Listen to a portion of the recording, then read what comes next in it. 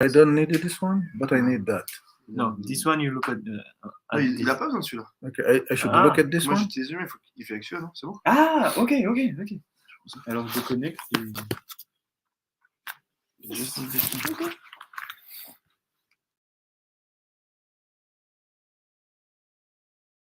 I'm connected. Oh, is it? So I have put somebody online already. Yes, somebody is watching you. Watching? Yeah. C'est bon, tu l'as mis sur. C'est live déjà. It's online already. You're already online, Ogda. Okay. Let me make space for you. Like So this you will teach well.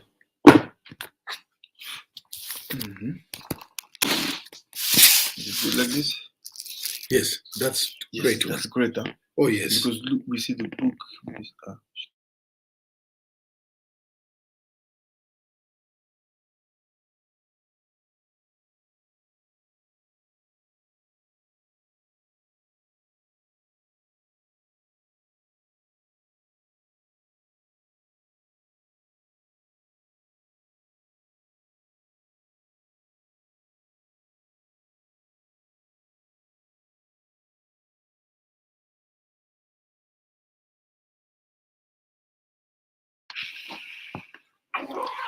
Shalom lekulam.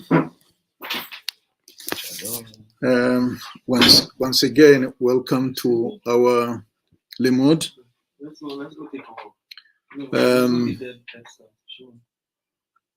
I believe we are well. Baruch Hashem, we from Botzina Kadisha, Yerushalayim, we are well.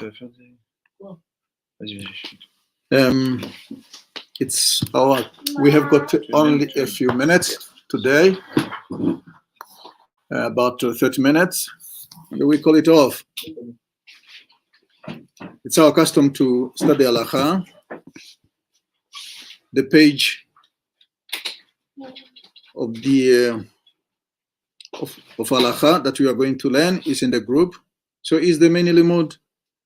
The page of our main limud, though it will be a very short one, it's also in the group. It's about revealing the secret.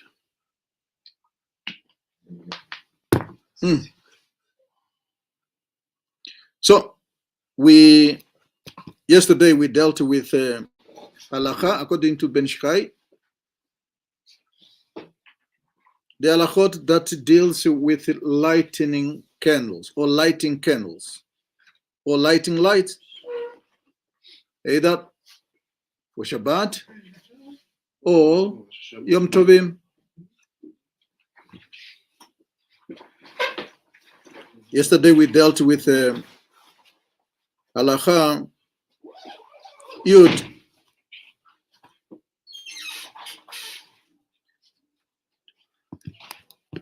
We are now dealing with halacha 11, meaning Yud Aleph.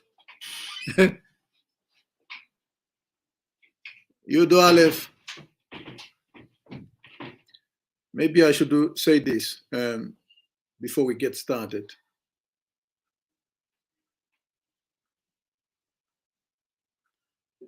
It's the counting. It starts with HaKadosh Baruch Hu.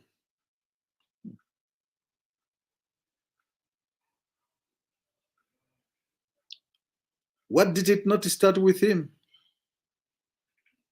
As a matter of fact, it did not start with him. He created a number, just like he created anything else. It was a wrong. I put it wrong before, or before I put it wrong when I said it starts with HaKadosh Baruch Hu. It originated from him. He gave it. So therefore, every number to us is a secret too, because it hints to something deeper. It's not just a number.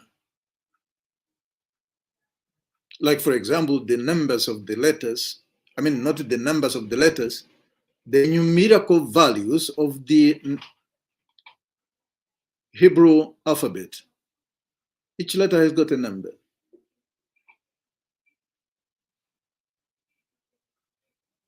The numbering system of Umot Olam,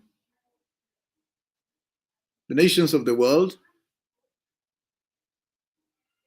may not have a meaning because they are based on the things that appeared.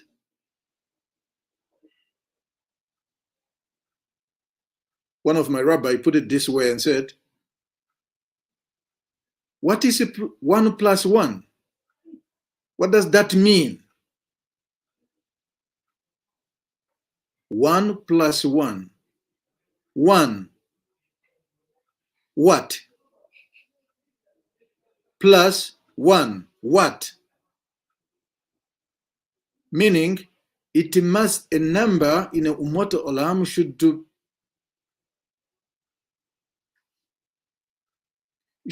refer to something that is being numbered.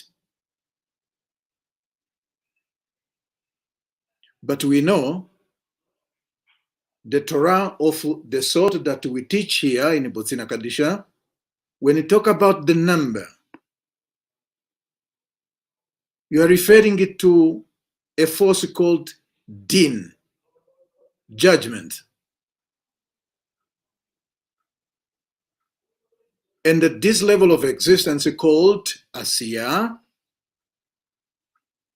which truly is not Asiya. You and I are not, we are just a small extension of the world called the world of Asiya. And we are far from the main thing.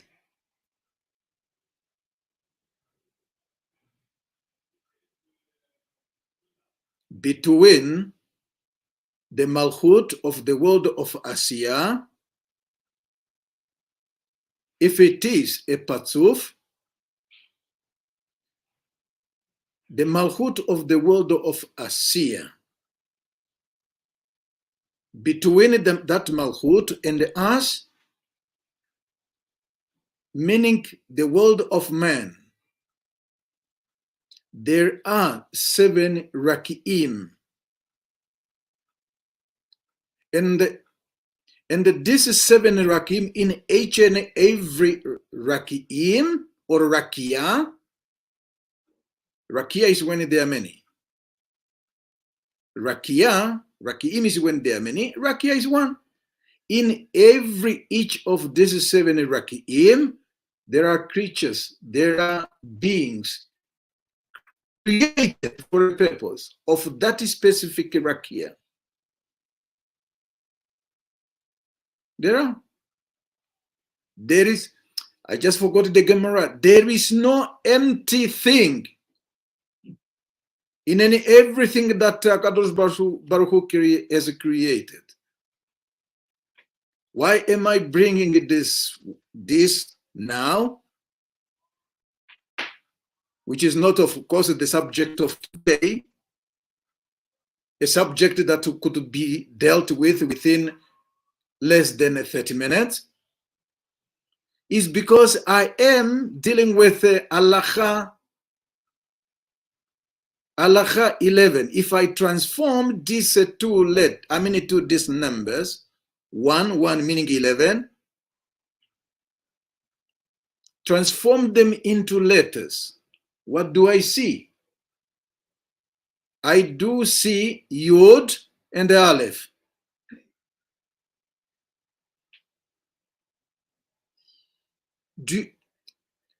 Yesterday and in the course of the week, we have talked about 2 letters. When we, in my limud, from the Pasha Noach, Ariya Kadosh was demonstrating, not a demonstration, teaching about the 2 letters. What are these 2 letters? Vav and the hey, the last hey, in the name Havaya. The numerical value of these two letters, they give us 11. Yud, Aleph. What are they? These two letters represent, or not the two letters, but numbers. What do they represent? One of those they represent is Ketoret. The number of the Ketoret that we or the Kohanim are required to perform. What is the significance of Ketoret?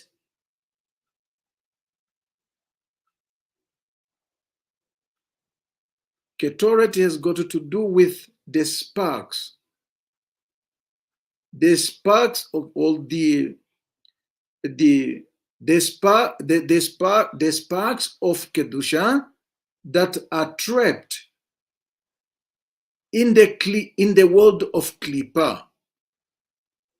But this world of Klippa has got the same number. So we are dealing with now number 11, halakha number 11. It may not have, the halakha itself may not have anything to do with, but it has. It's just a matter of us to see that connection. Halakha 11 reads as follows. When two or more people, each with equal right to light the Shabbat light, each, I beg your pardon me, eat and sleep together in one room, only one of them should recite the bracha over the light.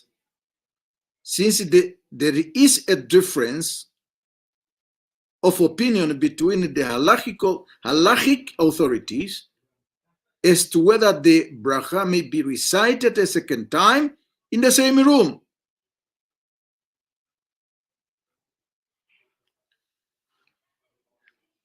In Israel and elsewhere, you perhaps may find yourself traveling as friends, as a group, but you may find yourself accommodated in something like a dormitory, in a wall, and not a wall, but in a hall. Despite you having different mattresses, or you have got two beds in the same closet, in the same room, despite you haven't got an obligation to light Shabbat candles, even if you are a man. How do you deal with that situation? Who recite? And if one recites, could that bracha be recited the second time by somebody else or someone? After you have lit the candles or the lights, are we required to recite the bracha in the same room? This is the implication of this halakha.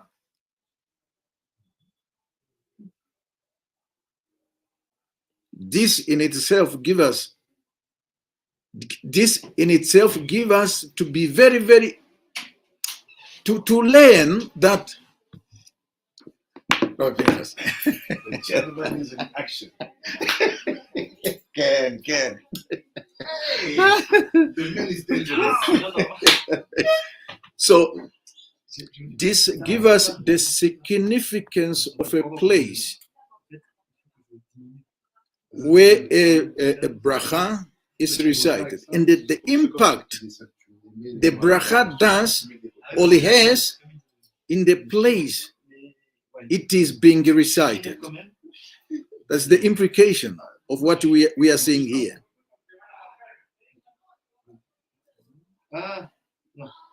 Halakha continues. The person who recites a bracha should have in mind to include others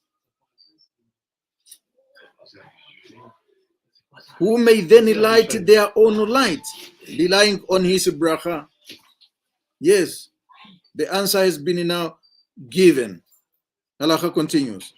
If one of them recited the bracha and lit his light without others hearing it, they should still light their own lights. In other words, you are required to hear the bracha.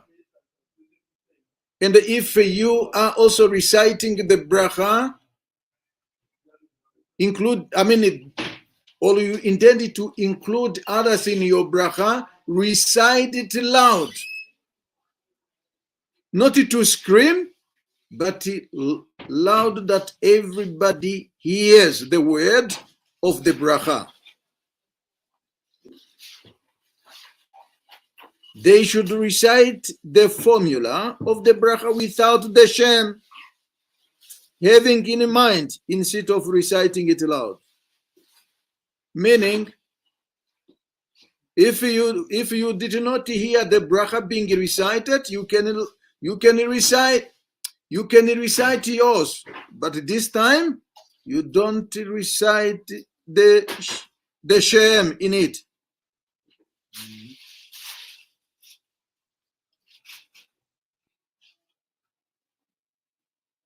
You don't. However, if they each sleep in a separate room and they only eat together, one should light where they eat, and the others should each light in their bedrooms, and they recite the bracha there. In other words, this is when there is a partition, each one is in his own room. You light yours. They have the obligation to recite loud is no longer required because you are not reciting to include anybody else. But you should recite the bracha also hearing yourself. It's not just, okay, I have it in mind. No, you should be heard. Why? By who? You should hear yourself.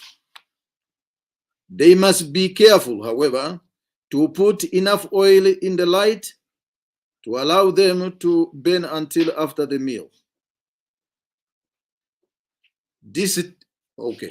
When they return to their rooms, so as to benefit from the light.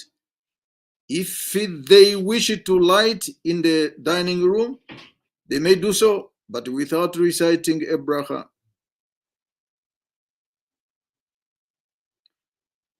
Seems straight, but there are a number of things that we need to understand. Seems to be clear. Yes, it's clear, but there are a number of things that we need to. Why would, for example, it's not about you. They say, for example, be careful how you behave Motzei Shabbat. And like, for example, it's about Hanukkah. You do not hasten the candles for those who are using candles or any light. You do not hasten them to burn fast. Also, Shabbat is not about you or I lighting Shabbat candles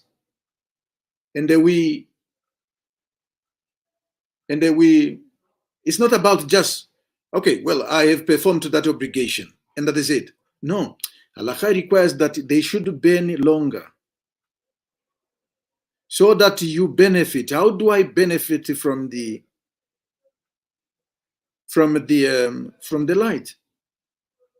Remember that the Shabbat light, it says it brings peace in the house. Shalom babayit. What is this shalom? Let me complicate the whole matter. When do you remember? Not to remember. What is shalom? The word shalom, the gematria value is 376. And this is also Esav. Esav, the gematria value of Esav is shalom.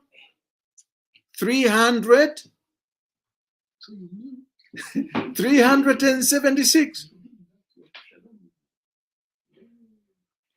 It was just this week, probably yesterday. Rabbi Pinchas gave a shiur, and they talk about philosophy. Look at it. What philosophy? Which is opposite the Torah. In other words, if it is opposite the Torah, rest be assured that it's not rooted in the Torah.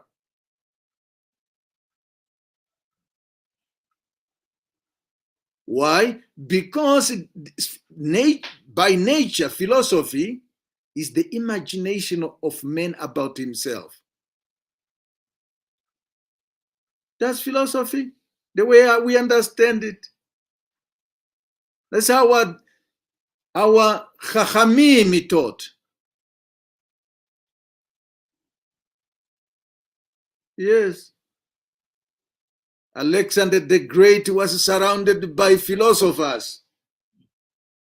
And some of them taught him. He left them. He went to the great continent of Africa to learn the proper wisdom. What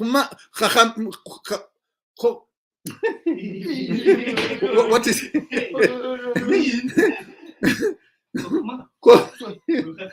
no, not the, oh, yes, in Africa there are Chachamim. Yes. So he went there to find these Chachamim, to give them what? To give him what? Chokhmah. Wisdom. He went there. What happened to the Chokhmah of Alexander the Greatest Chachamim? They are philosophers. They were philosophers. They are lack of Chokhmah. They lack wisdom. Please do not misapply the Torah concept to apply to anybody. They don't fit that title. They are not there yet. It's just like you said, Rabbi Elnatan, as we speak now, you are an economist. Yes, I've studied economy to a certain level. I do not understand many of the jargons being applied in that field. I don't. So it's coming back to halacha. It's not about you lighting and get rid of the things, right? Get rid of or relieve yourself from the mitzvah. And again, come back to the word of shalom, and I'm ending here. The word shalom, and the word that has got the same gematria value, is the word Esav, By lighting those candles, you are not only fixing your midot, you are also fixing the world. You are also fixing Esav.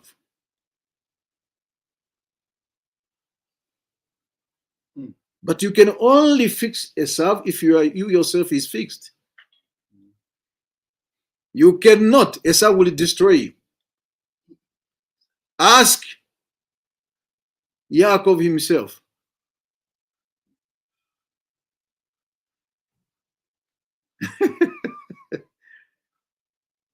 The Pasha of this week speaks about Yaakov and the angel of Esav and the Esav himself.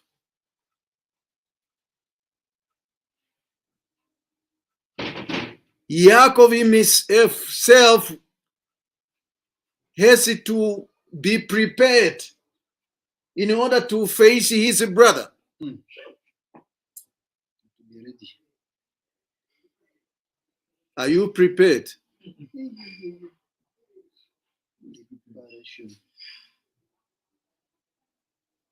I spoke to somebody this morning from the country of my birth. I said, learn how to deal with Esav. Most of these institutions and religious establishments, they were created by Esav. Face it, and they put me to test if you want to. Christianity come from there, come from Edom. Slavery was perpetuated by Edom. Your education system and your economic system is paradigm according to the mindset of Edom. You wanted to fight Edom? You have got a PhD around the walls of your home. You boast because he made you to be like that. You wanted to face him? I beg, you eat from him. Thank you, Rabbi Shai. You eat from him, he feeds you. And he feeds also some of us. What do I mean, some of us? Those who have gone out of the Torah's way. They were captured by his mindset.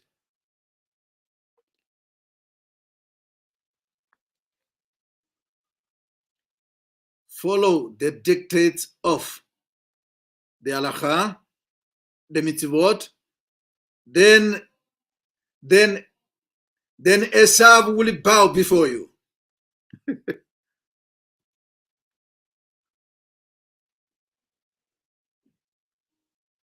Halakha continues, and we end here. That's when a married man stays with his wife at his or her parents' home, the lady of the house lights the table in the dining room and they recite bracha. And the daughter-in-law should light in her bedroom and they recite a bracha there. Married man, going to visit your parents, your wife should recite, you should light the Shabbat light in your bedroom. And your wife recited the bracha. The implication of this halakha is that you are not included in the bracha being recited by your mother or the mother-in-law. She should, though, make sure that there is a sufficient oil in the light to burn until she goes to bed. If she wishes to light at the table, she may do so, but may not recite a bracha, since her mother-in-law or mother-in-law has already lit her own light and recite a bracha over them.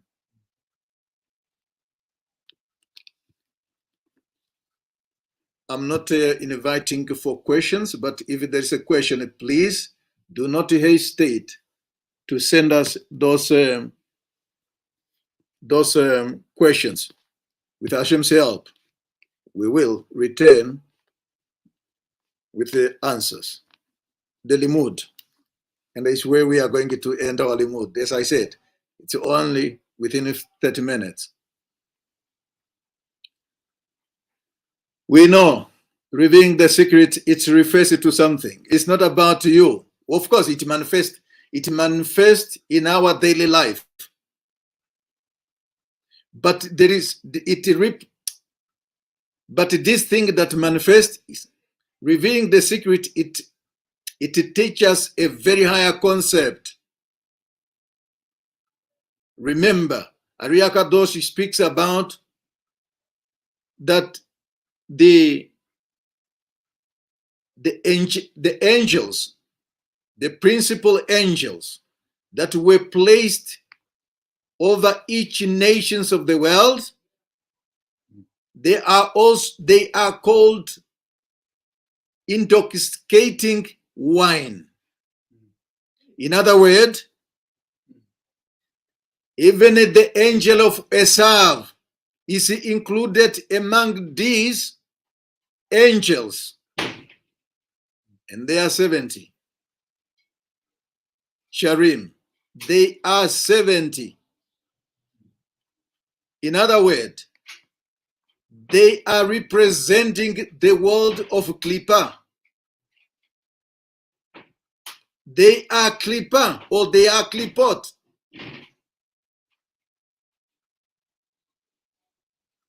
$70.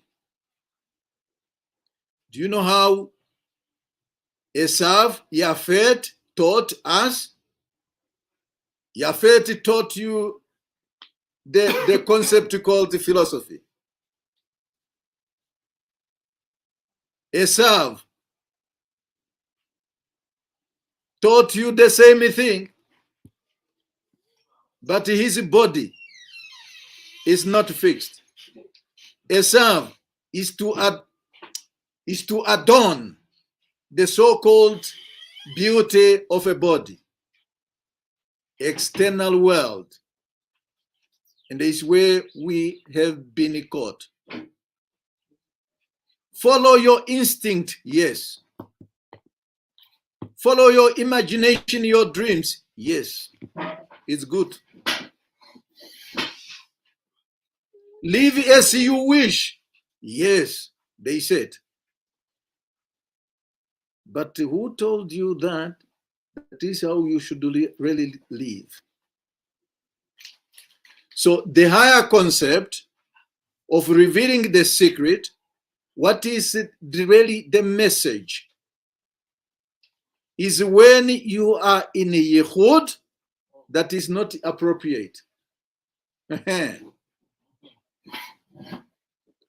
are only two places that the Torah refers to you as, when they put it in a form of, not a form.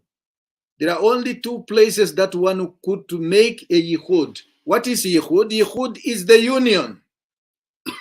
What is this union? Marital relations. Man and a wife. The mouth, you kiss, she kiss. The wife and the husband, they kiss each other. Each one of them, when it comes to mouth, they give it to each other. But down there is only one who gives. The other one is a recipient. Here we are equal, but not down there. Now, the secret of the Torah, when it's given to people who are not refined, it becomes problematic. Because it looks like you are giving to the 70 angels, the Klippa or the Klipot. And is when Ariakadosh says, at that time, when you give the secret of the Torah, meaning the knowledge of the Torah to the wicked, to the Reshaim, you are reinforcing the Klippa. As a result of that, you are bringing the Klippa to rule over Ami Israel. Originally, it was the opposite. But the fact that you reveal the secret of the Torah to the Reshaim or to anybody who is not there yet, you are enforcing the Sharim, and those Sharims include also the angel of Esav. So I'm ending here. As I said, it was meant to be short. Dear friend, follow the dictates of the Torah. Learn the Torah. It's only the Torah that will enable you and I to navigate into the systems, the system that Esav controls. It's not about you finishing Esav, no. You want to finish Esav. Yaakov was trembling. Yaakov was trembling. Thank you very much, Tzadikim. If there's any question, please do not hesitate to reach us. Baruch Adonai Leolam. Amen ve amen. Amen.